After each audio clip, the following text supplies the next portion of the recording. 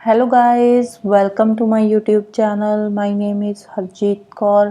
आज हम डिस्कस करेंगे 24th, 25th and 26th of March के डेली करंट अफेयर क्वेश्चंस।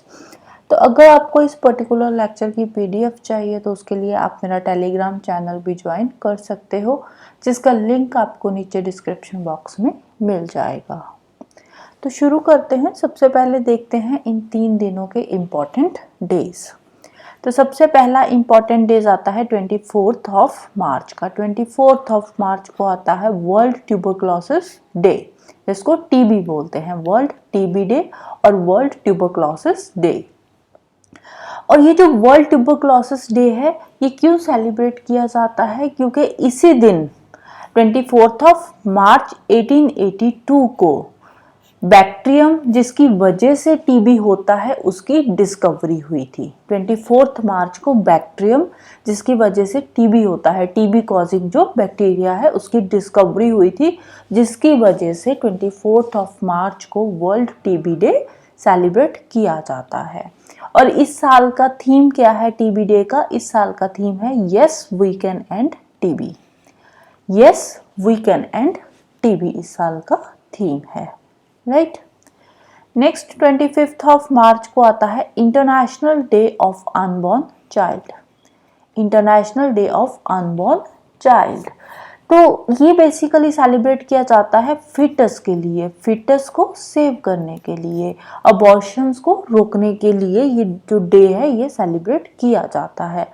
और इस साल का थीम क्या है अनबॉर्न चाइल्ड का? तो इस साल का थीम है ऑनरिंग द अनबॉर्न। जो अभी पैदा नहीं हुए उनको भी हमने ऑनर करना है, तो उन्हीं के ऑनर में ये जो डे है वो सेलिब्रेट किया जाता है। Next day 26th of March. 26th of March को होता है पर्पल डे ऑफ एपिलेप्सी।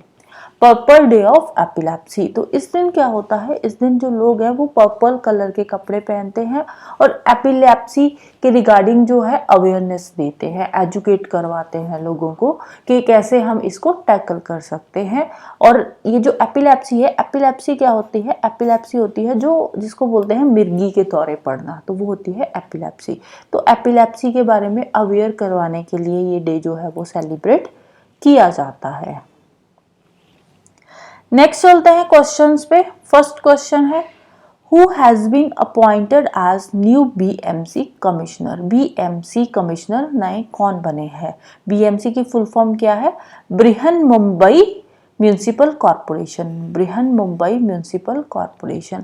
अब देखो म्यूनिसिपल कॉरपोरेशन के कमिश्नर कौन बने हैं वैसे इंपॉर्टेंट नहीं है, लेकिन यहाँ पे इंपॉर्टेंट क्यों हो जाता है? क्योंकि ये जो बृहन मुंबई म्यूनिसिपल कॉरपोरेशन है, this is the richest corporation of India. तो इंडिया की रिचेस्ट कॉरपोरेशन है, तो यहाँ पे चीज़ें इंपॉर्टेंट हो जाती है। तो इसके नए कमिश्नर कौन बने हैं? तो नए कमिश्नर बने हैं भूषण गगरानी। नए कमिश्नर का नाम क्या है? भूषण गगरानी। तो और इन्होंने किसको रिप्लेस किया है? इन्होंने रिप्लेस किया है इकबाल सिंह चहल को। किसको रिप्लेस किया है? इकबाल सिंह चहल को। नेक्स्ट क्वेश्चन है who has been appointed as India's envoy to Iraq.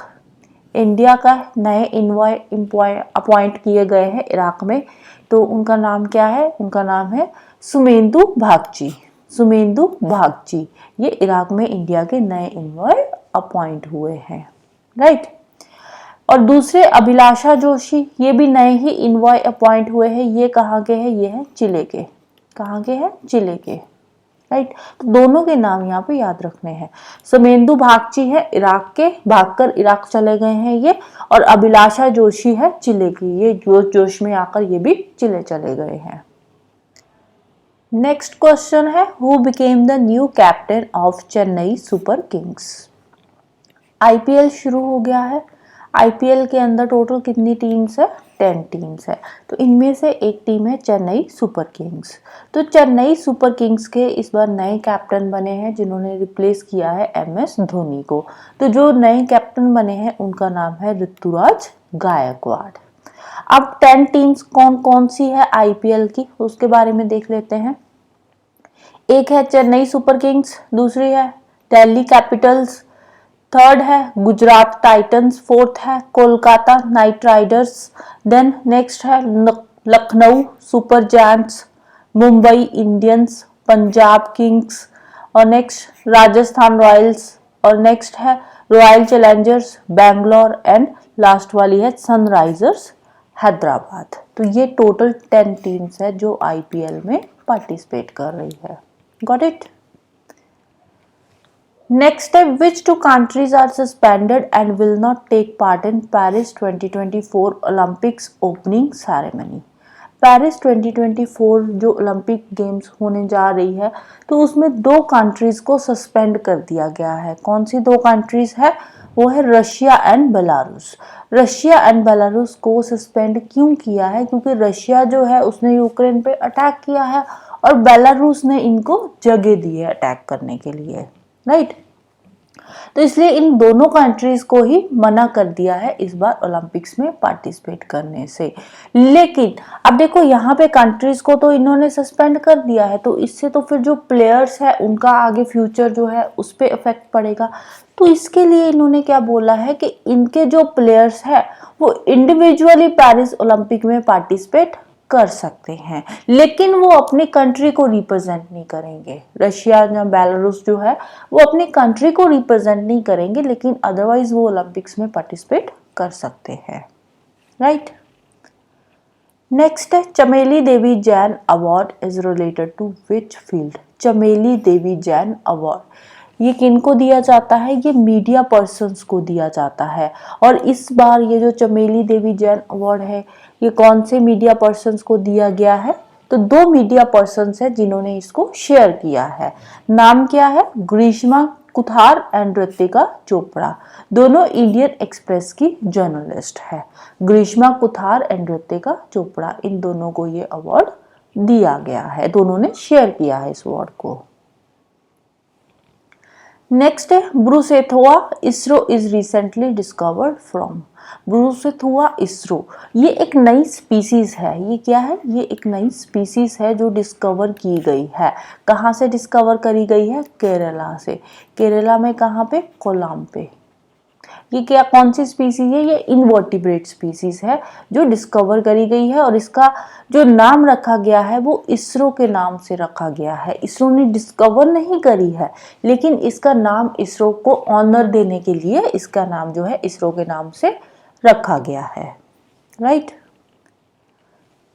Next है ग्रिड इंडिया अचीव्स विच स्टेटस? ग्रिड इंडिया को मिनी रत्ना कैटेगरी 1 का स्टेटस मिल गया है। अब ये बन गई है central public sector enterprises mini Ratna category 1। कौन सी कंपनी है? Grid India, right? नेक्स्ट है 4th Shanghai Corporation Organisation startup forum organised in. Startup forum जो है ये कहाँ पे ऑर्गेनाइज हुआ है? न्यू दिल्ली के अंदर इसको ऑर्गेनाइज किया गया है। शांघाई कॉर्पोरेशन ऑर्गेनाइजेशन क्या है? शांघाई कॉर्पोरेशन ऑर्गेनाइजेशन SCO ये इस्टेब्लिश हुई थी 2001 के अंदर। तो टोटल कितने मेंबर्स है इसके? टोटल 8 मेंबर्स है। इंडिया एंड पाकिस्तान ने इसको ज्वाइन किया था 2017 के अंदर as a full members. Headquarter Beijing China में है।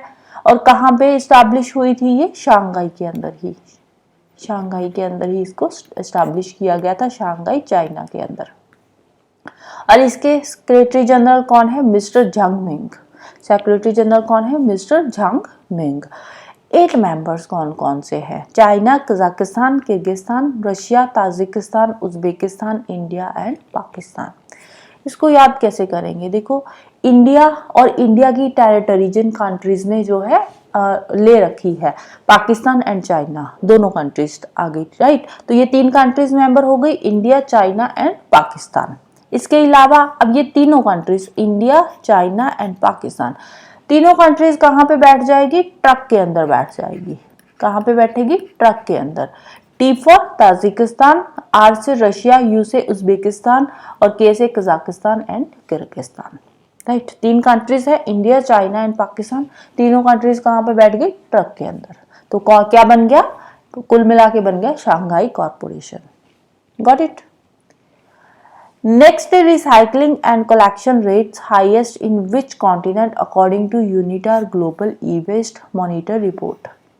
अभी ये नई रिपोर्ट आई है UNITAR global e waste monitor report, जिसके अकॉर्डिंग सबसे ज़्यादा जो रिसाइकलिंग एंड कलेक्शन है ई वेस्ट की। ई वेस्ट क्या होता है? जो इलेक्ट्रॉनिक वेस्ट होता है, जैसे हमारे मोबाइल फोन्स हो गए, पुराने लैपटॉप्स हो गए, जितना भी ई वेस्ट होता है, तो वो उसकी एक रिपोर्ट आई है UNITAR global e waste monitor report. According to this report सबसे ज्यादा जो ई वेस्ट है कहाँ पे, कौन से कॉन्टिनेंट में रिसाइकल हो रहा है और कलेक्ट हो रहा है, तो दैट इज यूरोप।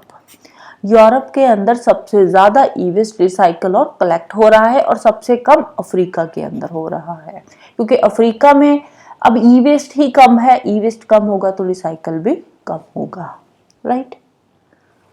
नेक्स्ट है India first integrated oil palm processing unit setup in. India का पहला ऑयल पाम प्रोसेसिंग यूनिट कहाँ पे सेटअप किया गया है? तो अरुणाचल प्रदेश के अंदर इसको सेटअप किया गया है। किसने, कौन सी कंपनी है जिसने सेटअप किया है? 3F ऑयल पाम नाम की कंपनी है जिसने सेटअप किया गया है 3F ऑयल पाम। और ये जो 3F ऑयल पाम है, this is the part of mission palm oil, और ये इंडिया की पहली ऑयल पाम फैक्ट्री है अंडर NMEO-OP। क्या है ये NMEO-OP? NMEO-OP की फुल फॉर्म है national mission for edible oils oil palm, और ये सेटअप हुआ था अगस्त 2021 के अंदर, right. Next, which is world's most polluted capital city. तो वर्ल्ड की एयर क्वालिटी रिपोर्ट आई है, वर्ल्ड एयर क्वालिटी रिपोर्ट, जिसके अकॉर्डिंग वर्ल्ड की जो मोस्ट पोल्यूटेड कैपिटल सिटी है that is Delhi, new Delhi. अब ये जो न्यू दिल्ली है ये वर्ल्ड की मोस्ट पोल्यूटेड कैपिटल सिटी बनी है फोर्थ कॉन्जिक्यूटिव टाइम, लगातार पिछले 3 सालों से जो दिल्ली है वो वर्ल्ड की मोस्ट पोल्यूटेड कैपिटल सिटी बनती आ रही है, और इस साल भी वर्ल्ड की मोस्ट पोल्यूटेड कैपिटल सिटी बनी है Delhi, right, according to world air quality report 2023। अब देखो यहाँ पे 2023 की एयर क्वालिटी ही असेस करी जाएगी ना, तो इसीलिए ये जो रिपोर्ट है ये 2023 की रिपोर्ट है। और ये रिपोर्ट किसने रिलीज करी है? स्विस ऑर्गेनाइजेशन IQ एयर ने। और इस रिपोर्ट के अकॉर्डिंग जो इंडिया है, India was the world's third most air polluted country. सबसे ज्यादा जो एयर पोल्यूशन है उसमें से जो थर्ड रैंक का कंट्री है दैट इज इंडिया। इंडिया का रैंक है third out of total 134 countries. 134 में से इंडिया का रैंक कितना है? थर्ड रैंक है। फर्स्ट सेकंड पे कौन है? Bangladesh and Pakistan, right. Next है India, what is India's rank in UN world happiness report. World happiness report आई है, UN वर्ल्ड हैप्पीनेस रिपोर्ट है, तो किसने रिलीज करी होगी? UN ने ही रिलीज करी होगी। तो according to this report India का रैंक क्या है? इंडिया का रैंक है 126 out of total 143 countries, right. और हैप्पीएस्ट कंट्री कौन सी है? हैप्पीएस्ट कंट्री है फिनलैंड, और जो बॉटम रैंक आया है वो है अफगानिस्तान का, राइट। नेक्स्ट है टाइगर ट्रायम्फ एक्सरसाइज है, ये बाइलेटरल एक्सरसाइज है। बाइलेटरल का मतलब 2 कंट्रीज के बीच में ये होती है। टाइगर ट्रायम्फ एक्सरसाइज जो है वो कौन सी 2 कंट्रीज के बीच में हुई है? तो ये हुई है इंडिया एंड US के बीच में। टाइगर ट्रायम्फ एक्सरसाइज ये बाइलेटरल ट्राई सर्विस एक्सरसाइज है। Tri service humanitarian assistance and disaster relief amphibious exercise, right. तो एम्फीबियस का मतलब क्या होता है कि पानी अर्थ दोनों पे हो रही है, पानी पे भी हो रही है और लैंड पे भी है। और ये कब से कब तक चलेगी? ये 18 मार्च से शुरू हुई और 31 मार्च तक ये चलेगी। इसकी ओपनिंग सेरेमनी जो हुई थी वो कहाँ पे हुई थी? ऑन बोर्ड INS जलाशिवा में, right. Next, recently new navy headquarter is inaugurated is. Navy का नया हेडक्वार्टर इनॉग्रेट किया गया है। कहाँ पे इनॉग्रेशन हुई है इसकी? तो इसकी इनॉग्रेशन हुई है दिल्ली के अंदर। मतलब कि इंडियन नेवी का अब नया हेडक्वार्टर बना है कहाँ पे? दिल्ली में।